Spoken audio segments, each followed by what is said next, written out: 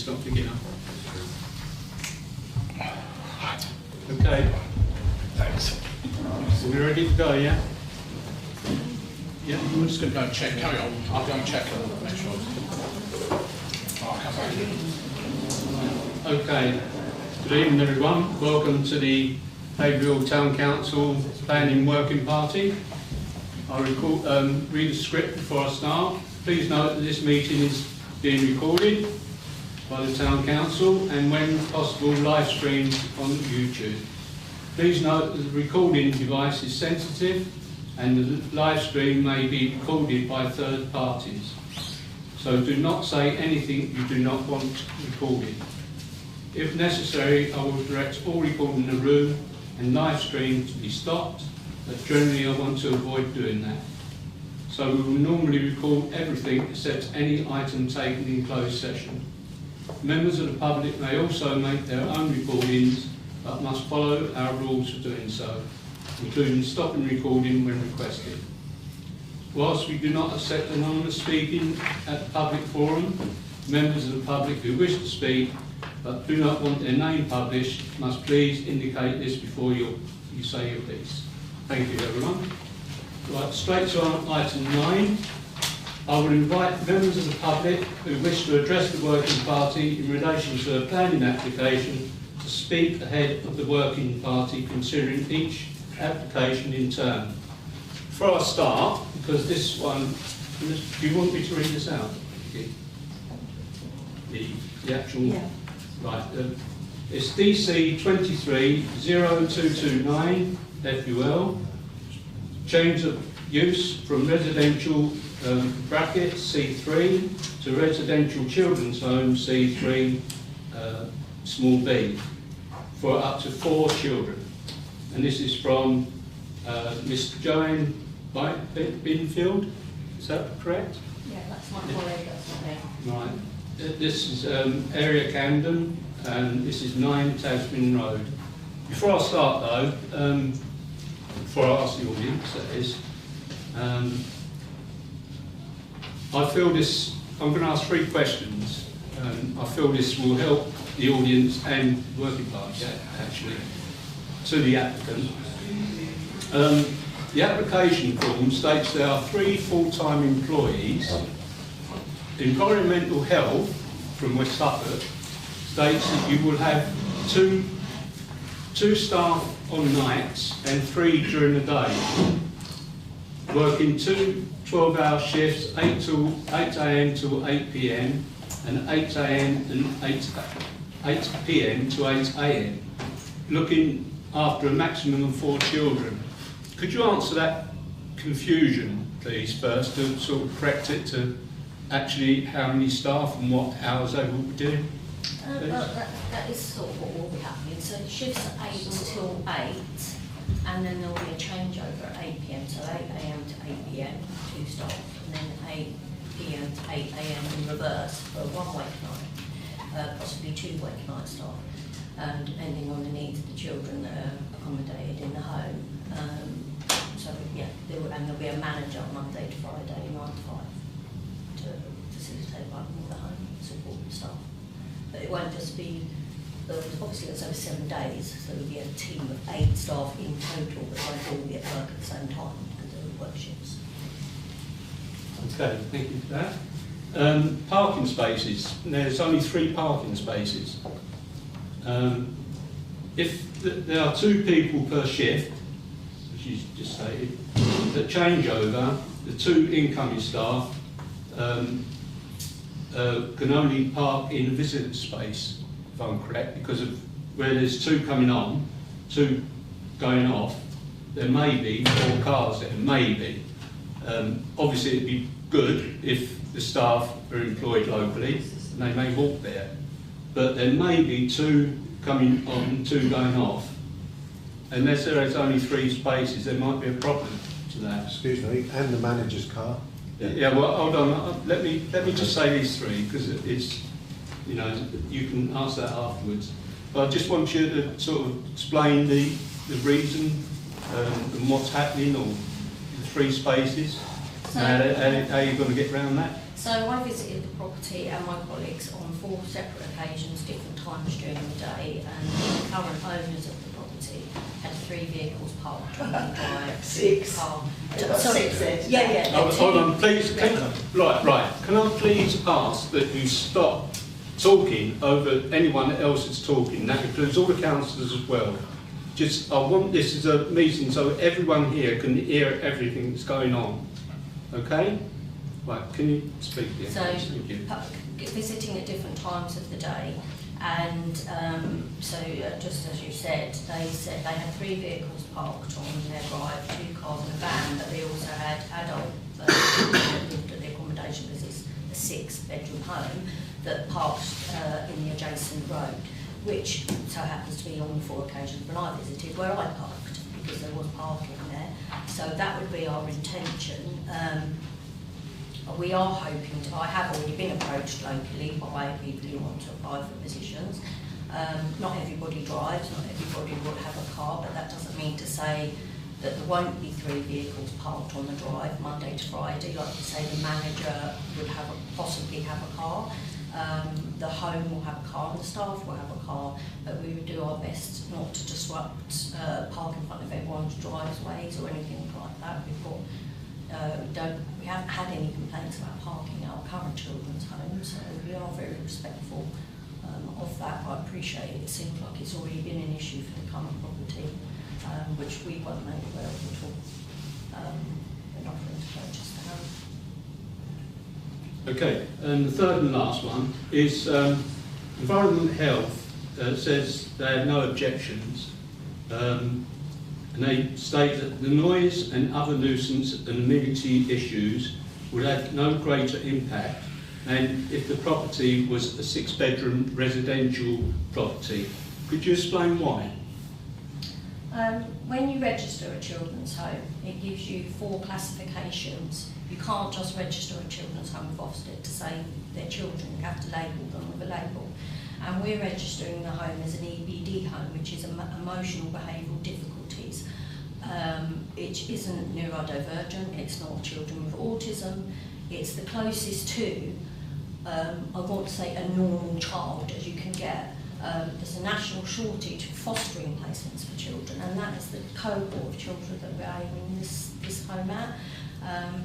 I get in excess of 60 requests a day to accommodate children, and we do not have the volume to accommodate children. There are other registered providers locally which accommodate children with learning disabilities and autism. So yeah, that's why we intend it to be a normal home for children, to as close as we can get to a family home. Right, thank you for that. Okay, can I have a question from member of the public? Yes, sir, yeah. My name's Smith, I live at number 3 Tavern Road. I've just listened quite intently to the lady there, and she mentions children. All the time she mentions children. Where I've read it, they are no longer children. They are at least youths, and at best adolescents. What are the age range of these intended occupants of the house? Where do they come from? And why do they need accommodated in a quiet cul-de-sac? That's all I'd like to ask. Thank you. So when we look at looking for locations of children's homes, we try to find places that are aesthetically pleasing, homely, nice, that the children won't feel marginalised in, so they'll feel as best fit to society as possible. So that was why we chose Tasman. We also chose a house in Haverhill Road as well, in Haverhill. Suffolk Children's Commissioner approached, I'm from Haverhill, approached me several years ago asking if we would open a children's home in Haverhill, but it wasn't something we considered at the time. So it's purely demand really to accommodate children that need to be housed. Yes, our age range is 11 to 17, but we have children accommodated currently that come to live with us when they're 11 and stay till they're 18 until they have to be accommodated outside of the care system. So it's to offer a looked after child a longest possible placement as best we can, get them into education and a family home. Thank you. Is there anybody Will else? that- Yeah? Will they be educated locally, these children? Are they local children to the area? Well, Suffolk Commissioner will be placing the children in our care, so yes, they'll be local. Within Suffolk, is that what you mean? Yeah, No one else heard that. no. The interest is purely for children locally. If we can get them as close to Haverhill as possible, then that's good. Our children, Area Camden, it was started 2013 for local London children, because they were being shipped outside of London. And the social worker who started that children's home felt upset that she was taking children to Scotland, and they were completely out of water. You know, they're London kids being shipped all over, so she opened her first children's home in London. So that's what we want to do, the local home for local kids. And they will be schooled locally in Yes. local schools? Yeah, yeah. Hopefully mainstream schools, the mainstream schools that, Is that for certain, the mainstream schools, or? depending on the referral, I know we've got 2 specialist schools locally, you know, Linton, if that's And needed. how do the children get to the schools? Will the staff take them, or transport? Transport will come and pick them up, so it'll be more visitation of vehicles in and out of the I'm cul-de-sac. sure everyone takes their children to and from school now, it'd be no different to that. There's a lot of people that walk their children to school, actually right along the path, Well, if they're where if the they're up at cars, school, excuse me, Samuel Ward, we could walk them to Excuse Samuel Ward. I don't know, I can't. Yeah, she's answered the question. Yeah, I can't confirm what age they'll be till they're there, till what school they'll go to, or whether they'll walk. Hopefully they'll be able to walk independently to school by themselves. Yeah, but if they don't and they are in special schools or schools out of the town, we would have more traffic, taxis, minibuses picking them up and taking them, would we, or would that cause more traffic to the cul-de-sac? Depends on what need there is. We could arrange for them to be picked up at the bottom of the cul-de-sac. And that is, would they be supervised? Are these children that would need to be supervised for that transport, or? I can't comment on that until I know the referrals for the children.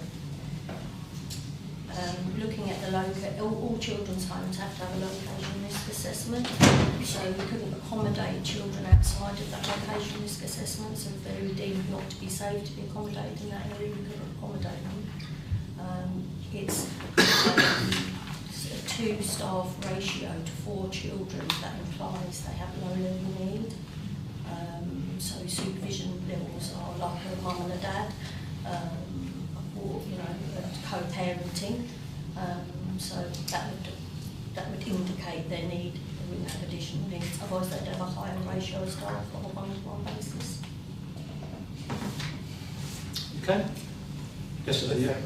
So, sharing staff with Hamlet Road, like take the manager, would it be over that home, or would you have a manager for each home? Yeah, we are tending to have a registered manager for each. Quite an expensive deal, I would have thought,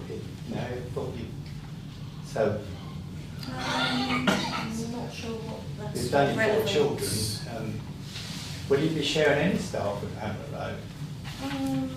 Is that the idea, why you want 2 homes quite No, close together? no, it was purely on the Suffolk Commissioning. Their Yeah. need, there's a shortage for residential beds for children. Yeah, and the other thing, you do realise that the primary school is quite close, so at 8 o'clock when all this traffic coming in, all the primary children come into the school and walking through, and I'm not talking about 1 or 2, I'm talking about loads, mothers of prams. So it becomes, in these school periods, at 8 o'clock, the traffic is horrendous. Yeah. People are dropping children off in there because they must have parked outside the school.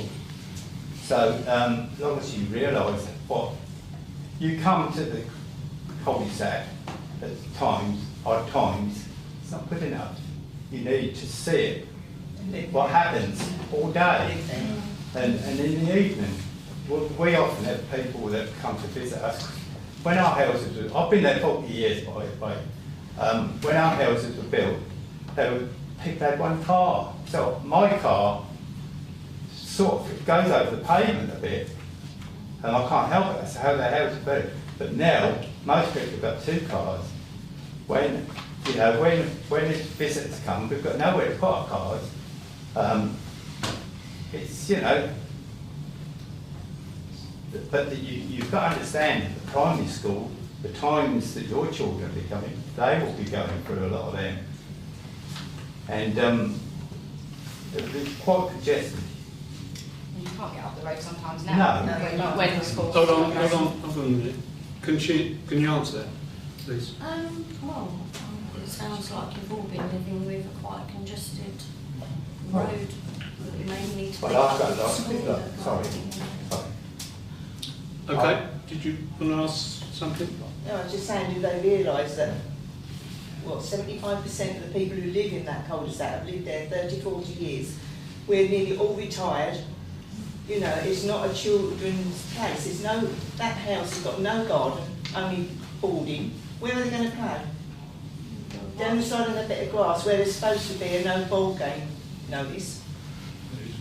There is. It's a back game now, is it? They Can can't you- play in the can you road, there's answer too that? much traffic. Well, it's what, on top of East Town Park, isn't it? There's at the bottom of the road and the rec, isn't it? And there are other social amenities. Our other 6 homes in North London have no gardens, but all the children have community access. They all join football clubs, swimming clubs. They're all away from the properties. At this moment, I don't think you considered the residents who are there at the moment. No, not at all, Being not at all. some with ill health as well. I wouldn't know the demographic away That's of every what single I'm saying, resident. the government should take it into account. Yes. You know, you just said, oh, it's a lovely quiet cul-de-sac, we'll buy that house because it's got 6 bedrooms, but you haven't considered the people who live around it.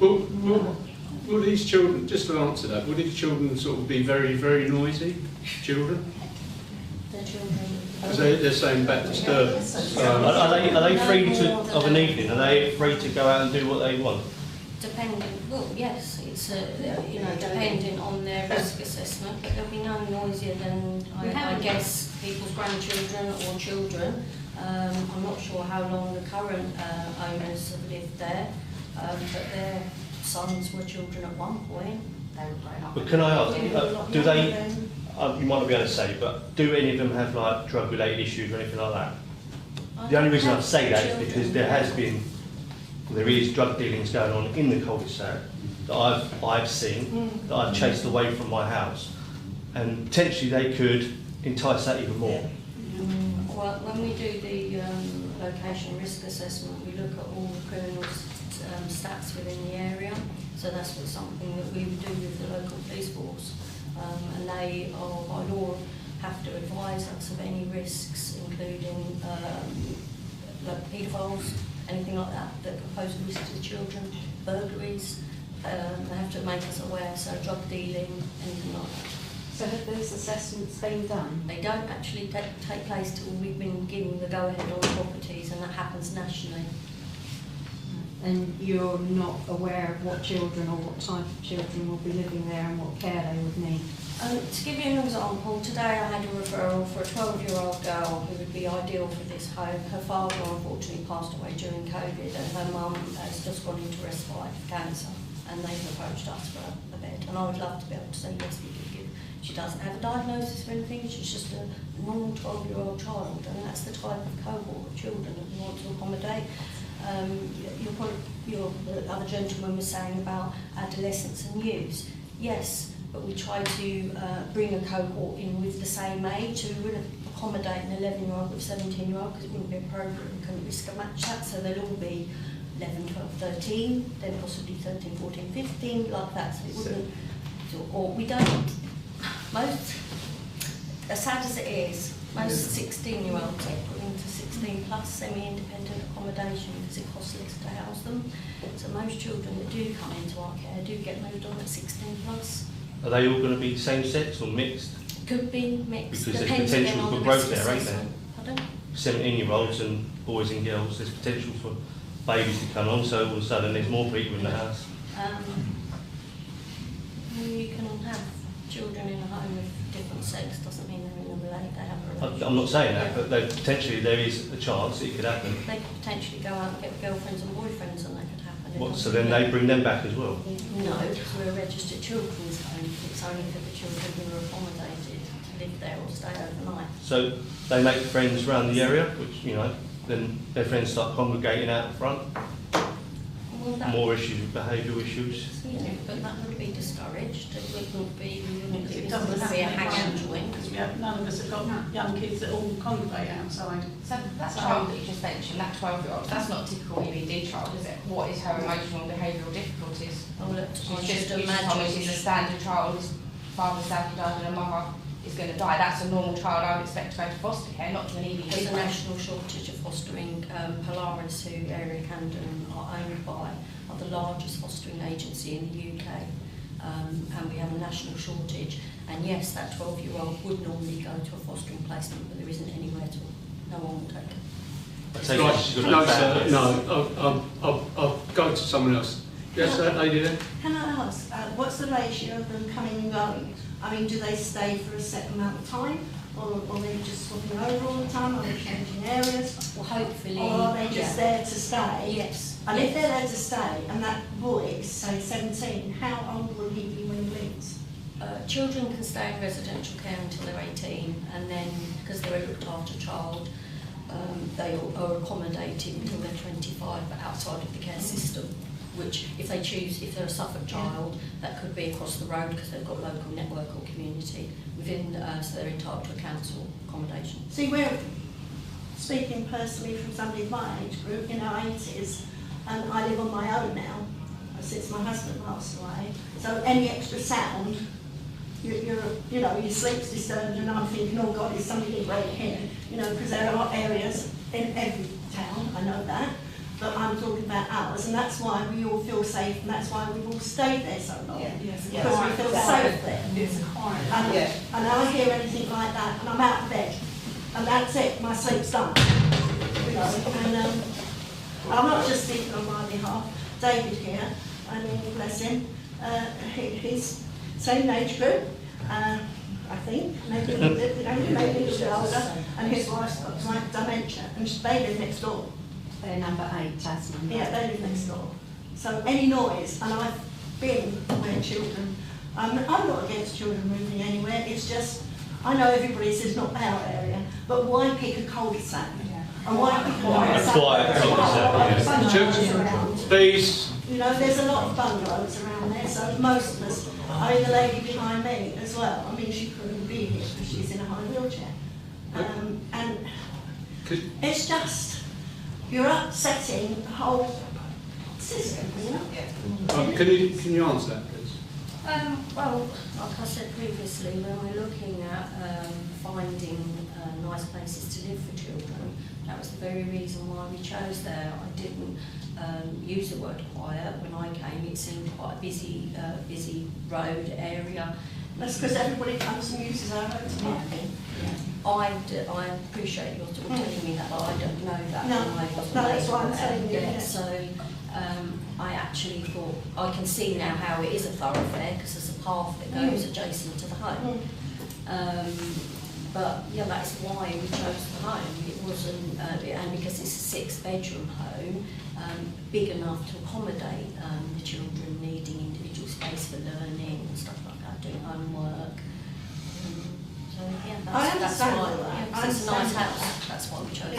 It's a nice house. I understand why you chose a lot of work it. going on, it does, it's perfect, ready to Hold on, go. hold on. Yes, right? Oh no, I was just saying, you said that you have like authorities that scope out the area, for example, if there's any, paedophiles and things like that, but do we as residents and, elderly residents, do we get to know what these children are going to be like when they move in? And are we going to know if they've got a criminal record or anything like that? Because, they wouldn't be accommodated there because they wouldn't meet the matching criteria to the home. If they had criminal records, they would be in secure, welfare secure or criminal secure. This is a children's home, not for criminals. But what about this antisocial behaviour? That might not be classed as criminal behaviour, but again, there could be issues with them.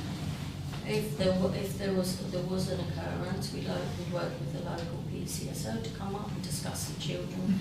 If if there was any level of, we would expect the children, they come in and they have rules that they have to follow, as parents would set their children and expectations, and they have smart targets that they have to work towards, and they get pocket money that's set against those behaviours, so they have incentives. I'm not going to say it is easy, and some of the children that don't come to us don't have any problems. They've been taken away from their families, so they require therapy, CAMS, etc. So that's what we'd be working towards. Right. No. I've just got to give other people, and I'm looking at the time as well. Yes? So that you've got rules. If they don't stick by those rules, how long are they in the home for? Are they moved on to another home, or do you just keep letting them get away with not sticking to the rules? It depends what it is you're referring to. So if they didn't get up and go to, if they didn't get up and go to school, that's a rule. You know, you have to be going to education, cleaning your bedroom. We have house meetings every Friday. And what about outside the house? Yeah. Are there any rules for outside the house, their behaviour outside? It's the same expectations as a normal teenager you'd have, that they couldn't be antisocial. Why did you think Tasman Road, the house at Tasman Road was suitable amongst the elderly community? Why did you think it was suitable? Just because it was up and ready to go and 6 bedrooms? With 6 bedrooms? It's because it was in a nice area of Haverhill. I moved to Haverhill when I was 3 years old, so I know all the little local areas. I wasn't you know all the areas in demographic Haverhill, age. and you think that was the best one? With no other children. With no other children, to integrate your children into the community, that was the ideal one way. child living in Tasman close. Is there not one child living in Yeah, one child, no. So the one thing that breaks Right, no, hold on. I'm sorry. We're sort of going on ground she's already answered now. I really feel that this is right. That gentleman there. That's the last one, I'm afraid. Regarding the 12-year-old girl who's sadly his mum and dad has died or has died. If I had any of my family that needed their 12-year-old daughter looked after, she'd come and live with me. Sadly, some children don't have. But parents 90% of people, and the other thing about the Suffolk, looking after people in Suffolk, I've got a nephew that lives in Yaxley near Peterborough, because Suffolk has nowhere. That's right. But he's autistic, but for years he's had to, they ended up having to take Suffolk County Council to court, and which they would have won, but Suffolk County Council done him over in a dirty way, but they would have won their case hands down, the judge told them, but they lost it because they had to pay the cost, because they gave in and said they were at fault after the court had closed, so they lost all their costs because Suffolk had nowhere to put them. So now they're buying up these properties in the middle of popular estates when there's loads of buildings empty in Haverhill, loads of buildings that could be made into homes more suitable, not right next to elderly people. And the parking issues, they could have their own car park. Yeah, because Right, hold on. Sorry, no, you've asked 2 questions. Some of them I haven't asked you. What I'm just going to say is, no, it's the last one, I'm sorry about that. But can you just answer that last question? I'm sorry, but I'm going to have to close the meeting now, because I feel that you've had quite some time. Normally we only give quarter of an hour, but it's gone on for quite some time now, before we sort of make a decision. Can you answer that last question, please? Yeah, I feel it's a shame that your old nephew was accommodated so far away, and that possibly is the reason Suffolk Commissioners have come to us to open children's home locally. Can you speak up a little bit? Sorry, Can you speak up a little bit? So that's why commissioners have asked for us to open homes for Suffolk children, so they can be accommodated locally. Where children do still have family contact, it's nice for them to have somewhere to not have to travel so far to visit their family. Right, thank you very much, everyone. Mr. Chairman, just before you close, can I just thank yourself, the committee, and the young lady here for being so eloquent in what's going on. You obviously see the strength of feeling from the residents within the committee. I know you're talking about possibly moving this application to a C2 or whatever that comes out to be. But I'm sure you will see that we are totally against the application for planning approach. Thank you very much for your time. Thank you very much. Thank you, sir, for that.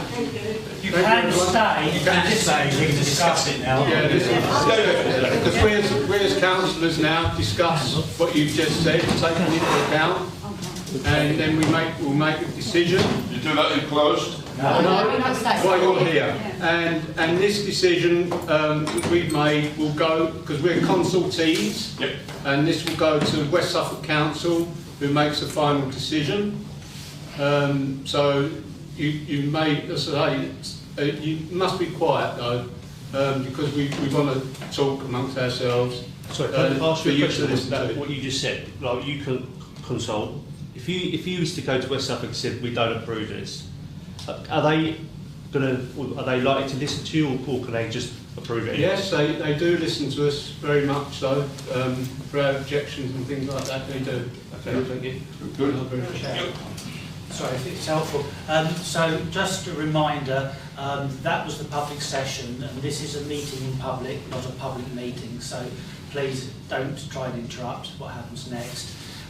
If you want to have your own voices heard, you need to put your own opinions through to West Suffolk District Council. It's not sufficient. It's great. I'm really pleased to see you all tonight, because it's good that people have taken the time and appreciate that. But actually, as the Chair has said, we are a consultee, we're a statutory consultee, which means that West Suffolk are obliged to take into account what this committee says. It doesn't mean they have to follow it, but it does mean they should take into account what's said. But if none of you write to West Suffolk District Council, then they're not going to watch this video. They won't know anything at all. They will have 13 letters. Well, there's 31 people out there, so there's quite a lot who haven't yet. That's necessary for you all to do that, whichever way you feel. So this next section is, and you can write, you don't have to use their website. This next section now is for councillors. Chair. Yep, right, thank you very much.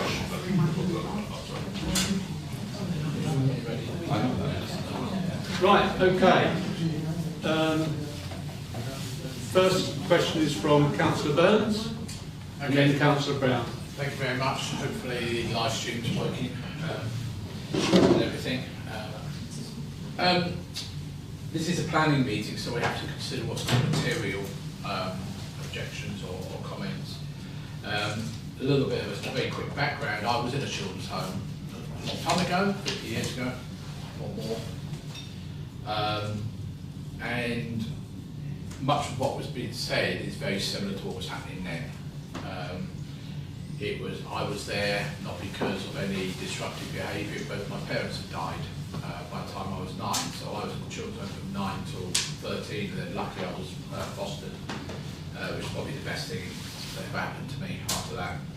In terms of a question that came up earlier on about why didn't family, I have no family, so it was down to me and the social services at the time, as they were called. So I have some little experience of that. I know it's 50 odd years ago, but it's still, I think it's still relevant probably today, and it's a shame we have to have children's homes, because I think the family life is so much better for people. It was mentioned about staying on average. My experience was sometimes people were there for a week, sometimes people were there for 5, 6, 7 years. So it very much did. And certainly the children's homes I stayed in, they were not what I would call the old Borstal or approved schools, or as they used to be called back in the 60s and 70s. These were family homes, and pocket money, all that sort of stuff. Yes, it was, I suppose you'd call it a little bit of a bribe, you know, be good and you get some pocket money type thing, which was good. And I think related to that 12-year-old young lady, which is, you know, a crying shame there. But a couple of things that need to be, I think, need to be brought up. We've mentioned about the staff, the parking. I know from back then there were cleaners, catering staff, all those sort of people who came in and even back then drove. I lived in what is now West London, was Middlesex in those days.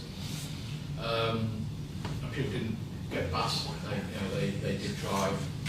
And also, I think it was alluded to with the garden space. I think having an integral garden space. I know there's the East Town Park, I know there's the fields behind, but there's nothing like having your own garden for kids to be, yes, get out there, but some people may not want to integrate with the thing. So there's a couple of things that need to be thought about.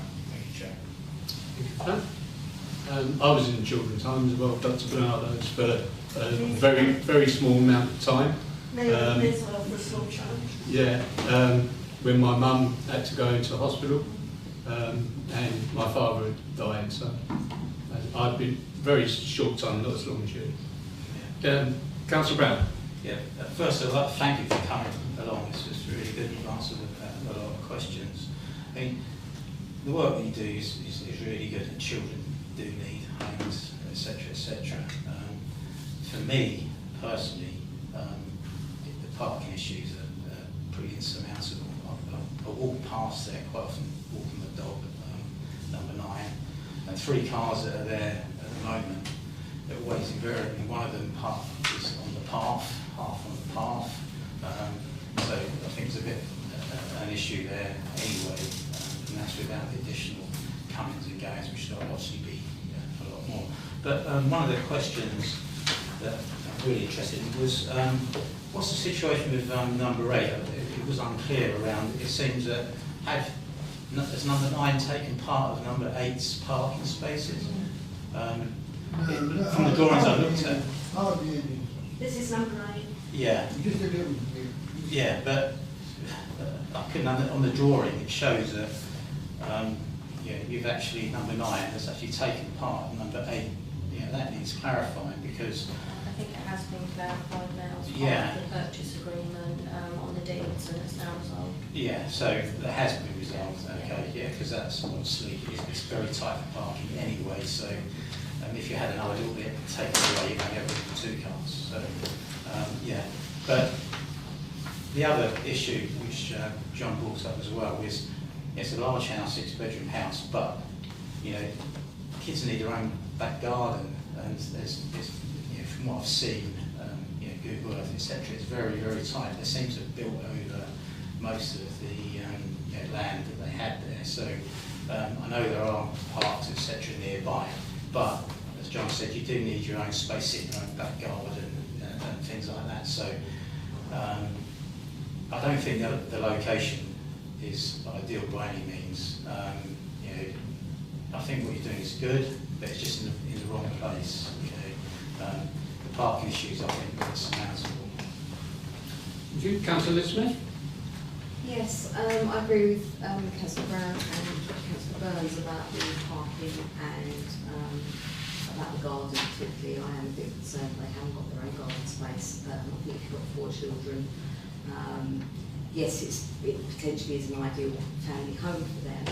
But if I was looking for a family home for 4 children, I'd expect some garden space or some sort of area that they can relax in that sense, that's outside.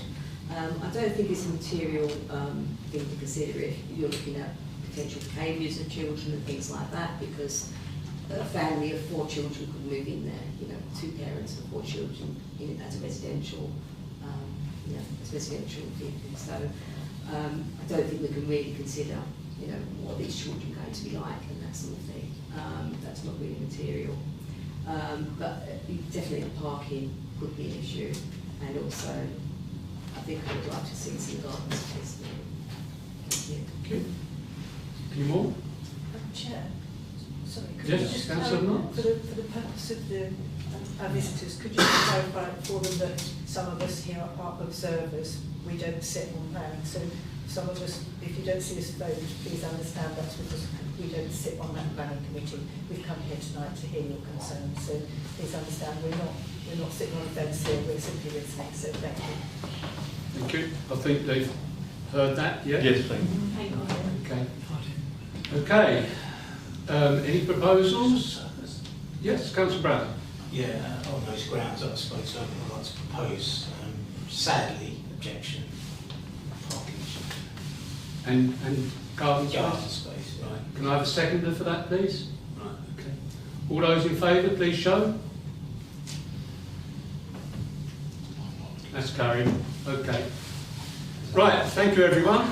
You can stay if you want to see the other two planning applications. If not, thank you for coming. Can I just ask, can we find out when the West Suffolk Council meeting is, and are we able to go to that? Yes, you can go to it. It's all up in the air at the moment. Obviously, people are conversing with them, but they haven't set any dates or anything like that. They're very reluctant to say that. It all seems a little up in the air, a bit strange at the moment, but as soon as I hear anything, I'll email you. Email, right. Okay. Thank you for coming.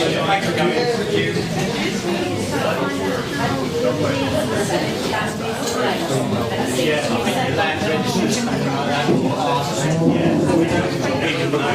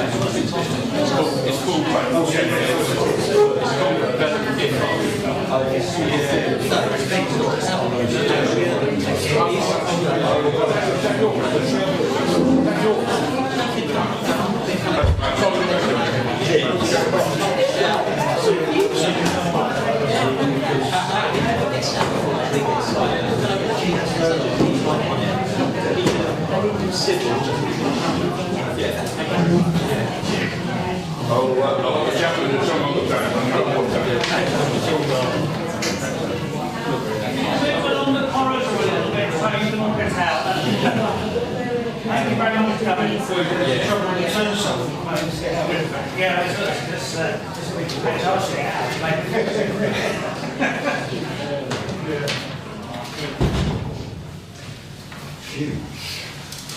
Remember live streams here and still being broadcast. Okay. Item 2, or application 2, I should say. Sorry, Chair, do you want to go back to... What were you saying, finish these and then go back? Well, you have to do the declaration of interest. We've done that. Have you? Yeah. Item 6. Yeah, we've just finished these others off before we go back to that one, which is DC 230412 FQL, residential building of multiple occupancy, which is a HMO, providing 6 residential rooms and a communal area. And this is from Mr. Richard Kitchen, Ellis Estates, and this is a land rear of 5 Rattin Road. Right, is there Councillor Smith? I think there's a need for this type of property, but when you look at the location of it, it's down at there's Angel Drive, which is quite narrow, and I'm thinking about construction traffic, I'm thinking about is it overdevelopment of that area. Yeah, parking, they're talking, I think Highways have said they want the cycle, you know, they want the cycle store management across in place, but there is no sort of area for parking if anyone's going to have cars. And it's not to say that these are all young people who's taking over, there could be people that are employed with cars and need some parking. So that's my concern. Thank you. Good. Councillor Dave Smith? Yeah, I think we had an application on this property previously, and I think we had an issue around parking. There wasn't enough. There was some parking, but there wasn't enough. I think this is previously the compliment with the numbers, isn't it? The number 5. Yeah, and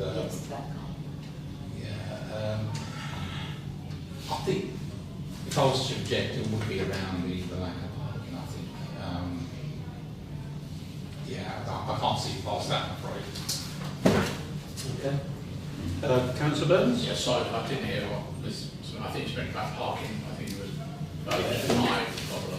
And the traffic, yeah, the building. Yeah, construction traffic, yeah, that makes some places my things. It's an HMO, which I'm not very happy about. This is Anglia Care Trust, which I was a bit surprised about, behind all this. So I'm a little bit, they're supposed to be, providing decent quality accommodation. We're basically down to bedrooms, single rooms again. No parking as mentioned. I'm not convinced that neighbours have been told about this. There's absolutely nothing from any neighbours or anything like that. And this goes back to what I was talking to the Chair of Development Control this afternoon about, is I've had numerous applications recently where neighbours are not being told about things, and it's only, like Tasman Road and other places. So I think they are literally doing if they're neighbours, literal neighbours.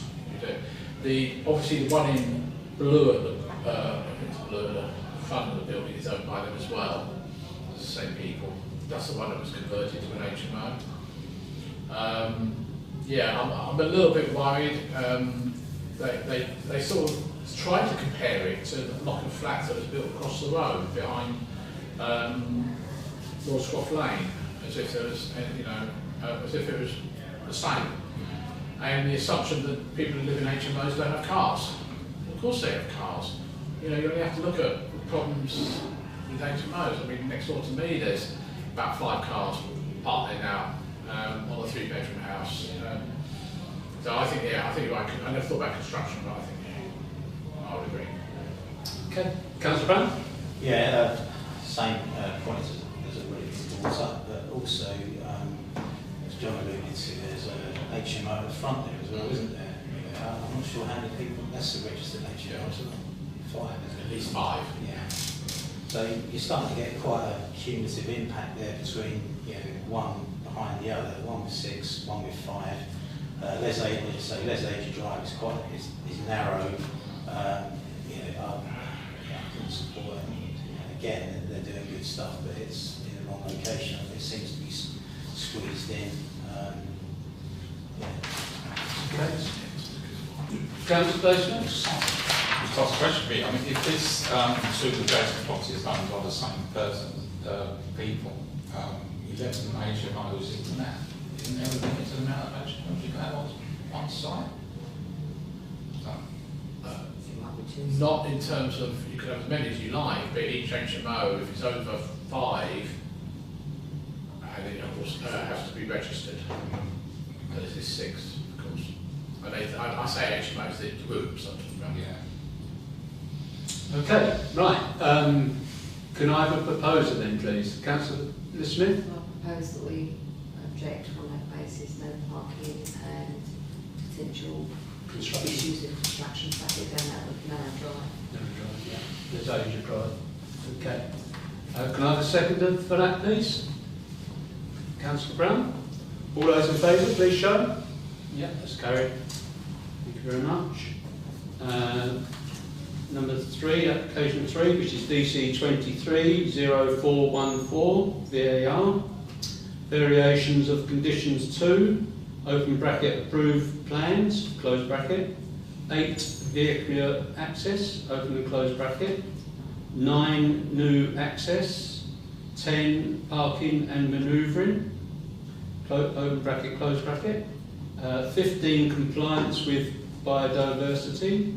And 17 ecological enhancement of DC 22 1880 FUL to allow the use of amended plans for small a, new access and permeable surface, small b, offices, storage buildings, containers and auxiliary buildings for landscaping and groundworks businesses, sui generis. And this is Mr. Mark Newton, ThermoSafe Pension Fund. And this is the land east of 13 Spring Rise, Faulkner Road. Any comments at all? Councillor Dave Smith? Is this just splitting the site and making two separate entrances? Is that what all they're doing? Because I'm not really sure I've got a problem with that. Okay. Yeah. Councillor Burns? It's an industrial estate at the end of the day, well established. You know, I think we all probably know Spring Rise. We've got a few little independent businesses around Haverhill, electrical sort of people. Yeah, I looked at this quite. I looked at the original 1880 application because I couldn't even remember that one. Yeah, it was fine to me. I mean, I had no problem with it at all. Okay. Councillor Smith? Sorry. Can I just propose neutral in that case? Can I have a seconder for that, please? Councillor Dave Smith, seconded. All those in favour, please show. Right, thank you. Thank you, everyone. We're on to 6, are we? Yeah. Minutes of the previous meeting. To approve the minutes of the meeting held on the 20th March. Can I have a proposal and seconder that I can sign these as a true record? Have you got to sign? Anything to sign or? Right, okay. Sorry. I still have to sign that I can sign. Yeah. So proposed from Councillor Smith, seconded by Councillor Davison. All those in favour, please show. Okay. Carried.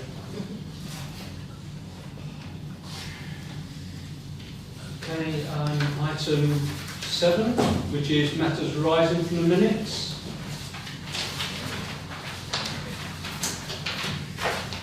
Page 415, page 416.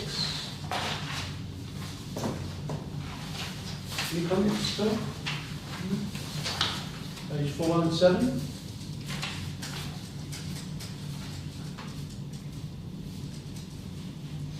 Page 418.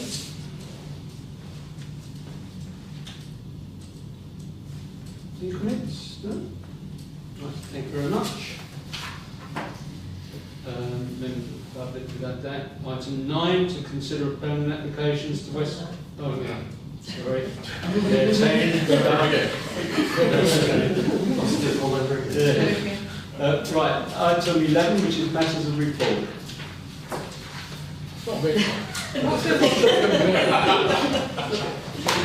Very quickly, it's nothing really urgent. West Suffolk have got a new fancy machine which has the previous version was used on the railway walk to clear all the leaves, but they've now got their own one down here that's designed to quite clean pavements and things like that, a lot better than the existing things. So if anyone's got any locations I've reported 2 or 3, I would report to West Suffolk Customer Services. Do they have a narrow one? Because it's quite narrow apparently. Okay, because that's what they want. It's not the big driving on one. I think it's I've seen use it. It's like a backpack. It's a battery powered thing. Yeah, it's quite big. It's what blower? It's the blower. It's like a space age thing. No, it's a sucker. Yeah, yes. It goes on the back. It pulls it behind like on a trolley. There's a brand new one they've got here. Yeah, they've had one in various Netherlands for a little while. Yeah, so. But they're saying it's really good. Yeah. Good success. Just the footpath by the cemetery is like disappearing. Yeah, there's quite a few places like that, but they really do need reporting. Yeah, I mean, I reported the wreck, the path along the wreck being just muddy where people walk along. So. Great. Thank you for that. Thank you. Any other comments? No? Just as a matter of interest, what Joe was on about, can that happen, around? Okay, we're recording. Broadcasting. Are you, reconsidering the... Yeah, just as for information. Yes, so under your standing orders, you can have a written resolution.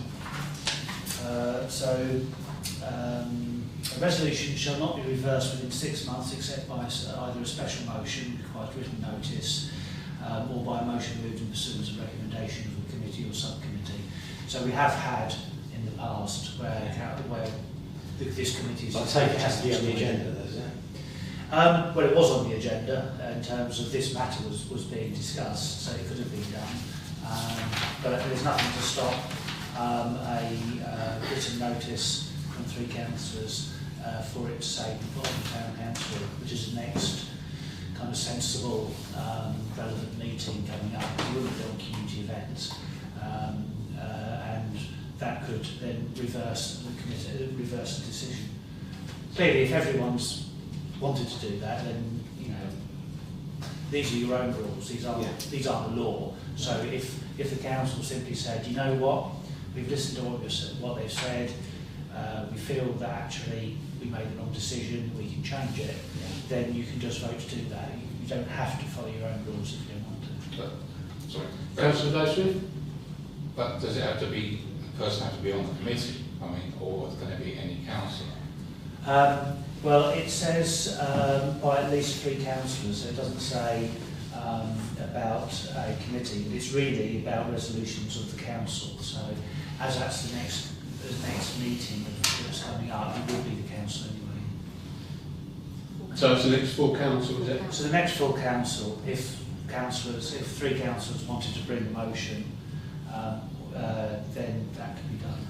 And you said it has to be written. It's written. It's not one that can be done without notice. It can't do it from the floor. So okay. Yeah. So did we have written notice of that? No, but there wasn't. There was a request to this committee. It wasn't a motion. So we can bring it up at the next town council meeting. Yeah. Okay.